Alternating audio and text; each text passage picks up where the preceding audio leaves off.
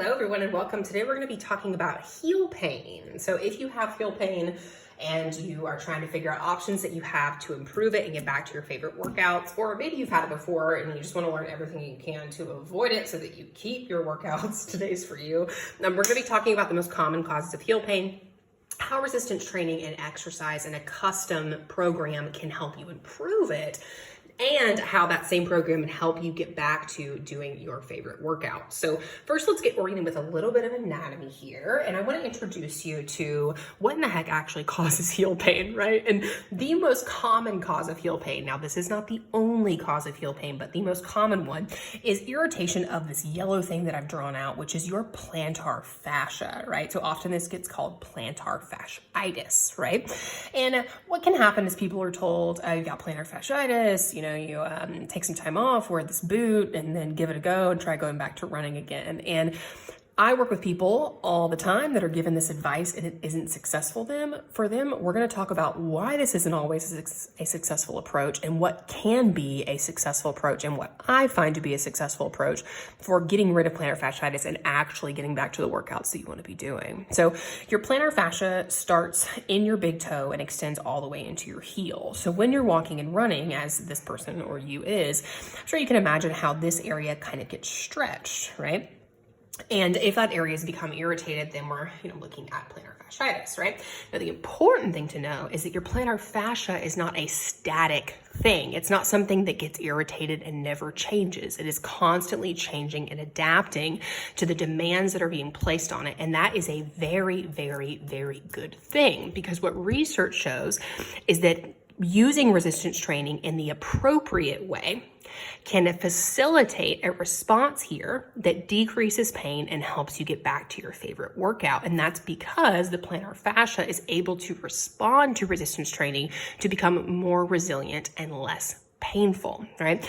Now, if you've been told that, hey, you need to wear a boot for 6 weeks and you need to go back to it and you tried that and it didn't work, let's talk about why that is something that I see quite often and something that definitely doesn't have to be the case. So what research has also shown is that when an area isn't moved for more than a few weeks, so for example, you're put in a boot or you are put into a cast or something like that, there are changes that start to happen in the tendons in that area, right? Because like we talked about, it's not static. It's going to respond to the stimulus that it's given.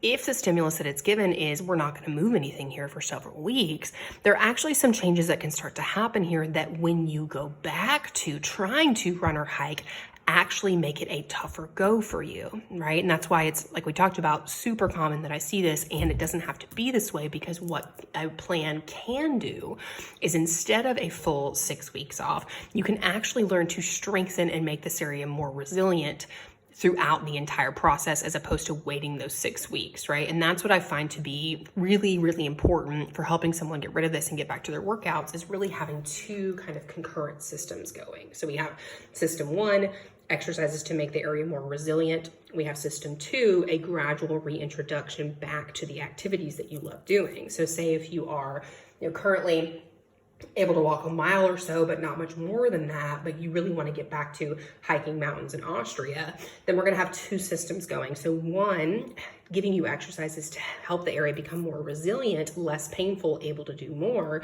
System two, gradually getting you back to hiking tougher mountains, hiking tougher mountains, hiking tougher mountains until you're back to doing the activities that you love. And it's really taking that dual approach that is the most important factor for not only getting this to feel better, but more importantly, getting you back to the exercises that you love doing, that are your stress relief, that it's your happy time during the day, right? And that's how it's accomplished. So if you've been told that plantar fasciitis is something that you have to live with, certainly not sure you can totally get back to doing the workouts that you love. So that covers, if you're having plantar fasciitis now, right? Now let's talk about, well, what are some ways that you can kind of reduce your risk of this moving forward? And the number one way that you can do that is having consistent calf strength training in your routine. If you're interested in learning more about this, click the link in my bio. I have a free strength training for running and hiking guide that goes into this in detail. But just to give you a small gist of it, your calf muscles in your feet work harder than any other muscle when you're running and hiking. So consistently strength training that area can help help ensure that you're keeping this area really resilient and strong and robust for a long, long, long life of running and hiking mountains long into your 80s. So if you want to learn more about these concepts, again, go to the link in my bio and you will get a free strength training to running and hiking guide where you can learn even more about it. As always, thanks for hanging out with me. Definitely drop in the comments any questions that you have or things that you'd like to learn about in the future, and have a great rest of your day. Take care. Bye.